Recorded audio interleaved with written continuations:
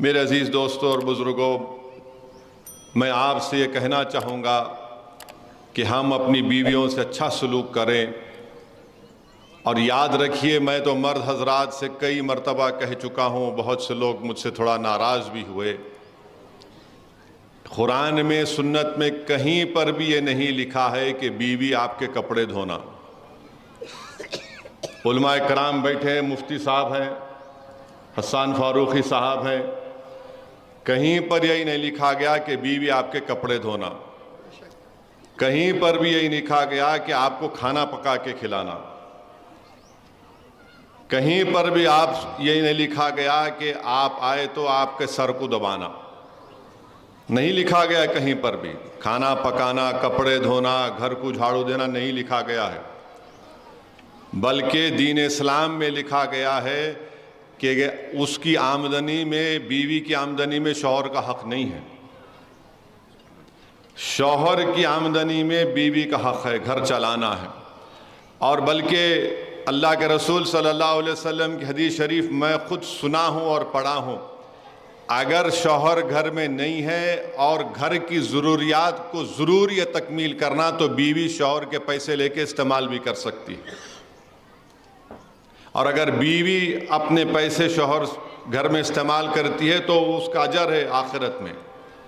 تو یہ ہمارے پاس دماغ بیٹھا ہوا ہے، کھانا پکائے نہیں پکائے، نمک زیادہ ڈال دیے، میٹھا نہیں بنائے، میرے بھائی یہ اسلام ہے، یہ کہیں پر بھی۔ اور پھر جو مرد حضرات اپنی بیویوں کو ظلم کرتے ہیں، اور افسوسناک بات یہ ہے کہ بعض وقت مارتے بھی ہیں، اگر آپ رسول اللہ صلی اللہ علیہ وسلم کے سچے اور پکے چاہنے والے ہیں، ان کے غلاموں کے غلام ہیں، بتاؤ مجھے کہ کہاں پر رسول اللہ صلی اللہ علیہ وسلم نے کسی ہماری امت کی ماں کو کبھی ہاتھ اٹھایا؟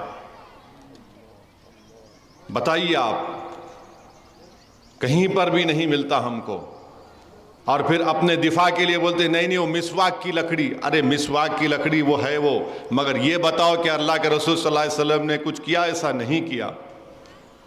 تو اس لیے بہت ضروری ہے کہ مرد حضرات کو مرد بننا ہے۔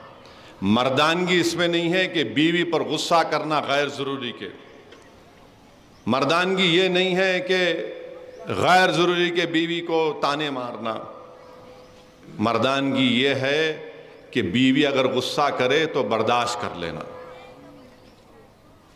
اور ایک صحابی رسول تھے، ان کے گھر میں بیوی زیادہ ذرا گرم بولتے تھے تو انہیں شکایت کرنے گئے۔ کس سے شکایت کرنے گئے؟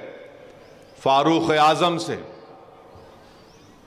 جس کے تعلق سے اللہ کے رسول صلی اللہ علیہ وسلم نے فرمایا کہ اگر اللہ کو میرے بعد کسی کو نبی بھیجانا ہوتا تو فاروق اعظم کو بھیجاتا، مگر میں آخری نبی ہوں صلی اللہ علیہ وسلم۔ جس کے تعلق سے اللہ کے رسول صلی اللہ علیہ وسلم نے فرمایا کہ جس راستے سے فاروق اعظم چلتے ہیں شیطان بھاگ جاتا ہے۔